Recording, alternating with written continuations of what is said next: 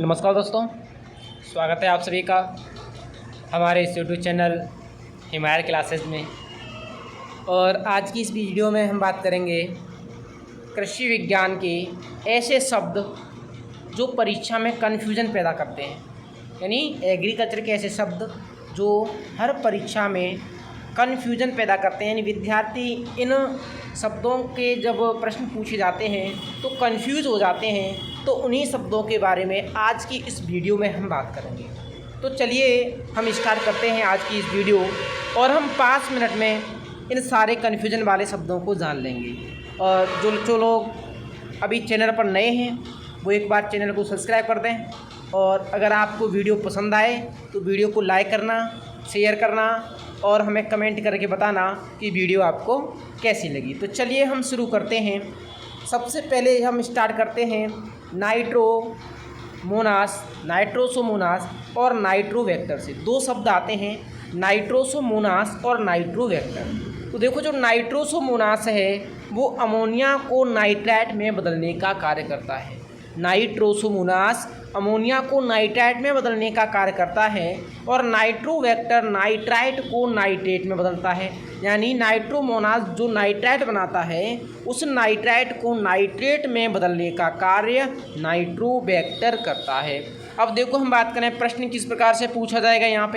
यहाँ से प्रश्न आता है कि अमोनिया को नाइट्राइट में बदलने का कार्य करता है। तो दोनों ही आपको ऑप्शन मिलेंगे, नाइट्रोसोमोनास और नाइट्रोवेक्टर। तो अमोनिया को नाइट्राइट में बदलने का कार्य कौन करता है? नाइट्रोसोमोनास करता है। और नाइट्रोवेक्टर क्या करता है? नाइट्राइट को नाइट्राइट में बदलने का कार्य करता है। तो ये हमने दो शब्दों की बात कर ली। आगे हम बात करते हैं अगले शब्द। यदि आपने चैनल को सब्सक्राइब नहीं किया है तो चैनल को सब्सक्राइब करें, और अगर PDF चाहिए तो अपना नंबर कमेंट में करें। हाँ, अब देखो हम बात करें अगले शब्द। तो अगले जो प्रश्न पूछे जाते हैं वो सोयाबीन से पूछे जाते हैं। देखो, सोयाबीन का उपयोग दोनों रूपों में किया जाता है, एक तो दलहन के रूप में और एक तिलहन के रूप में, यानी दाल के रूप में और तेल वाली फसलों के रूप में, दोनों ही रूपों में सोयाबीन का उपयोग किया जाता है। तो हमसे जो प्रश्न पूछा जाएगा कि सोयाबीन में प्रोटीन की मात्रा पाई जाती है। तो प्रोटीन तो होती है 40%, और जो इसका तिलहनी फसलों के रूप में प्रयोग होता है तो जो तेल की मात्रा होती है वो होती है 20%। कितनी होती है? 20%। ये दलहन गलत लिख गया है। अगर तेल की मात्रा पूछी जाए तो 20%, और अगर उसमें प्रोटीन की मात्रा पूछी जाए तो वो होती है 40%। अब हम बात करें आगे अगले शब्द की। तो अगले शब्द बहुत महत्वपूर्ण हैं। जैसे हम बात करें सदाबहार और पतझड़ी। तो ये पादप होते हैं, सदाबहार पादप और पतझड़ी पादप।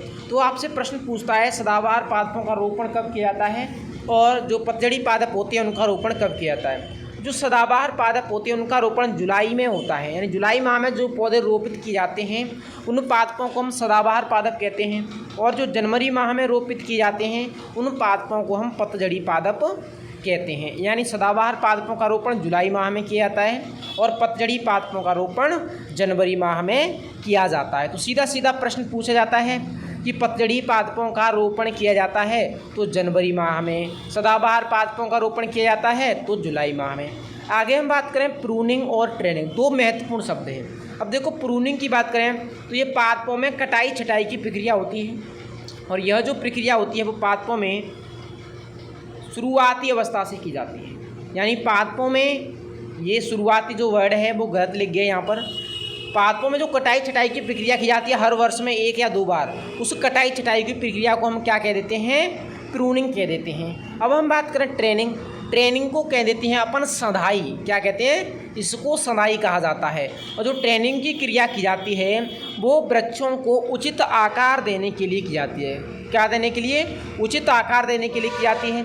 अब यहाँ से हमें प्रश्न पूछा जाता है कि निम्न में से कौन सी क्रिया पादपों में केवल शुरुआती अवस्था में की जाती है। तो केवल शुरुआती अवस्था की अगर बात की जाए तो वो ट्रेनिंग की क्रिया की जाती है। प्रूनिंग में लग गया है, थोड़ा सा गलत है, लेकिन अगर पूछे कि पादपों में शुरुआत अवस्था में कौन सी क्रिया की जाती है तो वो क्रिया है ट्रेनिंग की क्रिया। पादपों में ट्रेनिंग की क्रिया शुरुआती अवस्था में की जाती है। आगे हम बात करें अगले शब्दों की। तो जो अगले शब्द आते हैं वो आते हैं जैसे शुष्क फलों का राजा। यहाँ बहुत महत्वपूर्ण है। शुष्क फलों का राजा क्या है? फलों का राजा की अगर बात की जाए तो आम। अगर शुष्क फलों के राजा की बात की जाए तो बेर। अगर शीतोष्ण फलों का राजा पूछा जाए तो सेब। गरीब का फल पूछा जाए तो बेर। गरीब का सेब पूछा जाए तो बेर। उष्ण जलवायु का सेब पूछा जाए तो अमरूद। गरीब का बादाम पूछा जाए तो मूंगफली। गरीब का अनाज पूछा जाए तो बाजरा। इस प्रकार से डायरेक्ट ही वो प्रश्न पुट ऑफ करेगा यहाँ से कि गरीब का सेब किसे कहा जाता है, तो गरीब का सेब बेर है। गरीब का फल किसे कहते हैं, तो भी बेर है। शीतोष्ण फलों का राजा कौन है, तो सेब है। उष्ण जलवायु का सेब कौन है, तो वो अमरूद है। इस प्रकार से यहाँ से आपको प्रश्न पूछेगा। आगे हम बात करें, और भी शब्द हैं आगे, जैसे बात कहूँ इंडियन ब्लैकबेरी, तो इंडियन ब्लैक और ब्लैक रंग किसका होता है, जामुन का, तो वो कहते हैं हम जामुन को।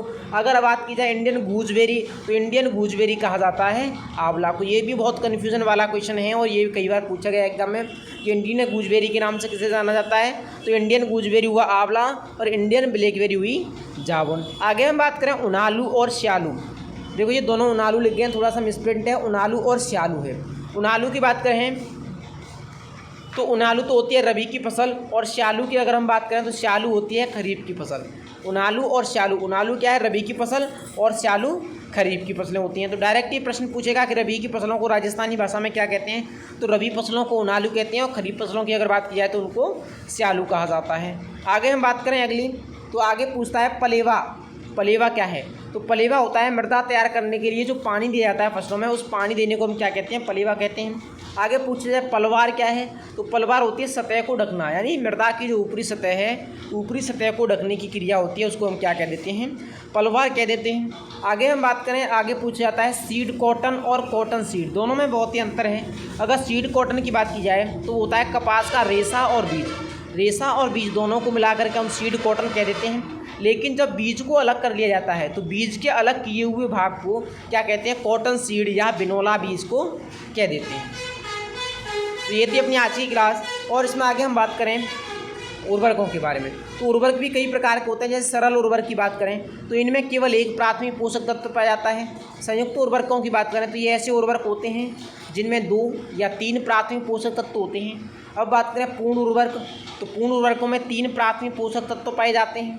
आगे अपन बात करें अपूर्ण उर्वरक, अपूर्ण उर्वरकों में 2 प्राथमिक पोषक तत्व पाए जाते हैं। आगे हम बात करें मिश्रित उर्वरक, मिश्रित उर्वरक ऐसे उर्वरक होते हैं जो 2 से अधिक उर्वरकों का मिश्रण होता है। ध्यान रखना यहाँ प्राथमिक पोषक तत्व नहीं है, 2 से अधिक उर्वरक हैं। एक पूछा जाता है निम्न विश्लेषक उर्वरक और उच्च विश्लेषक उर्वरक।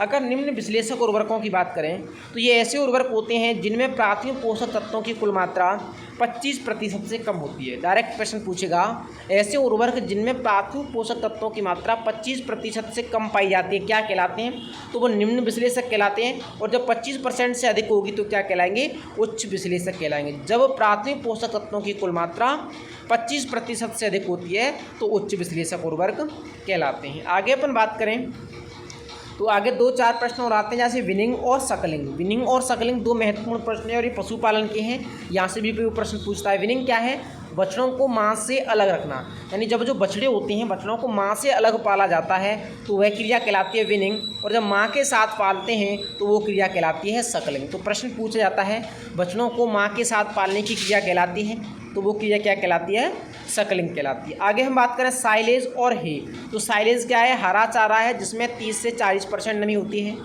अगर मैं हे की बात कहूँ तो ये सूखा चारा है और इसमें 10 से 15% नमी होती है। डायरेक्ट प्रश्न पूछेगा आपसे, निम्न में से हरा चारा है, तो हरा चारा कौन सा है, साइलेज। सूखा चारा कौन सा है, हे। प्रश्न पूछता है हे में शुष्कता की मात्रा कितनी होती है, नमी की मात्रा कितनी होती है, तो अगर नमी की बात की जाए तो 10 से 15% होती है। साइलेज में नमी की बात की जाए तो 30 से 40% होती है। तो ये सारे प्रश्न आपको पूछे जाते हैं कन्फ्यूजन वाले शब्दों से। तो ये थी अपनी आज की क्लास, और अगर वीडियो पसंद आई हो तो वीडियो को लाइक करना और कमेंट करके बताना कि क्लास आपको कैसी लगी। जय हिंद।